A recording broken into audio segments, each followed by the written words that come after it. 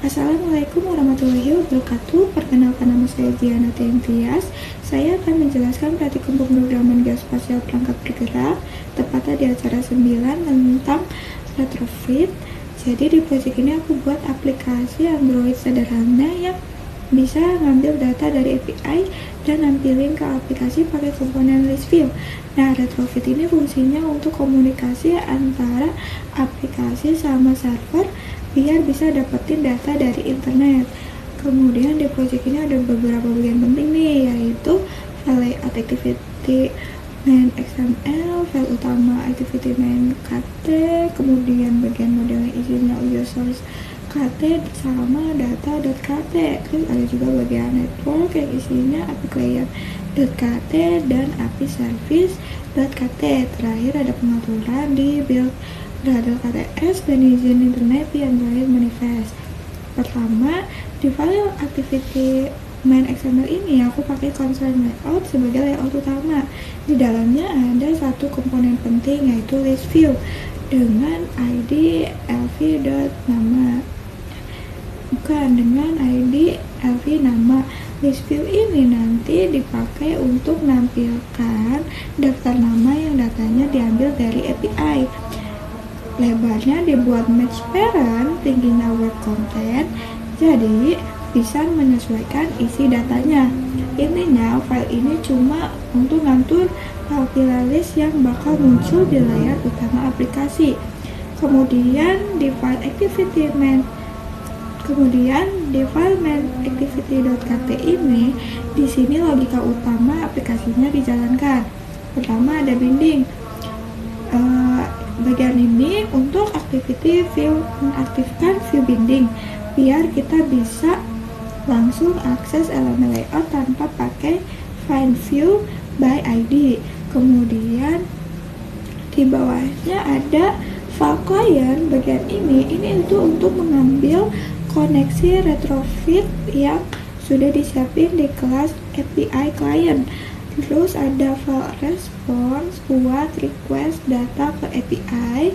Data yang diterima dari API disimpan dalam variabel response dan prosesnya jalan secara asynchronous pakai enqueue. Kalau koneksinya berhasil, nanti fungsi responsnya bakal jalan dan datanya di looping pakai for I in response body ini script ini. Setiap data dari JSON diambil pakai employee name dan dimasukkan ke dalam array list yang namanya user list. Kemudian user list ditampilkan ke tampilan list view lewat array adapter. Kalau koneksinya gagal, bakal muncul toast message koneksi error. Kemudian jadi intinya dari bagian ini, data dari server ditarik pakai retrofit, diubah ke list, terus ditampilin ke layar. Kemudian di build Gradle KTS, sini ada pengaturan project kayak compile SDK, main SDK, dan juga target SDK. Bagian paling pentingnya ada di dependencies, ada implementation. ini untuk retrofit. Terus ini buat ubah data JSON jadi objek Kotlin. Kemudian untuk logging interceptor ini untuk ngecek log data API di log chat. Terus view binding perlu juga diaktifin di build features biar bisa pakai binding layout tadi. Kemudian di Android Manifest.xml ini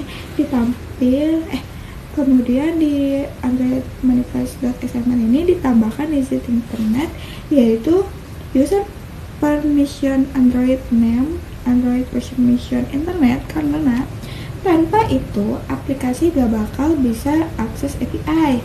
Selain itu ada juga deklarasi activity utama, yaitu main activity yang dikasih intent, filter main, dan launcher biar aplikasi bisa dijalankan dari awal. Lanjut ke bagian model. File user.kt berisi data class users dengan satu properti data yang isinya daftar nama. Sedangkan di data .kt ada detail tiap data karyawan seperti ID, employee name, employee salary, employee age, dan employee image. Semua atributnya dikasih anotasi serial name supaya retrofit bisa tahu nih nama variabel JSON dari server. Jadi bagian model ini penting banget untuk menyesuaikan format data dari API ke objek Kotlin yang bisa dipakai di aplikasi.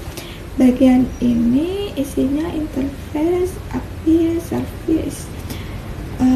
Ini cuma ada satu fungsi, yaitu get all users dengan anotasi get employees. Ini artinya retrofit bakal ngambil data dari endpoint dari ini. Fungsi ini balikannya berupa call users, jadi data disimpan dalam bentuk objek users. Kemudian terakhir di API client. Di sini retrofit dikonfigurasi. Ada bagian ini untuk nampilin log data API di terminal. Terus bagian ini untuk ngatur koneksi, dan retrofit builder untuk nyusun koneksi dengan base URL, JSON converter factory, and client. Di bagian akhir build ini untuk nyambungin retrofit retrofit ke API service. Jadi kalau dipanggil lewat API client get instant, koneksi API-nya langsung siap dipakai di aplikasi. Dari semua script ini bisa disimpulkan kalau retrofit bikin proses ambil data dari internet jauh lebih simpel dan terstruktur. Aplikasi ini bisa jalan dengan baik selama koneksi internet aktif, dan hasilnya daftar nama bisa langsung muncul di list view.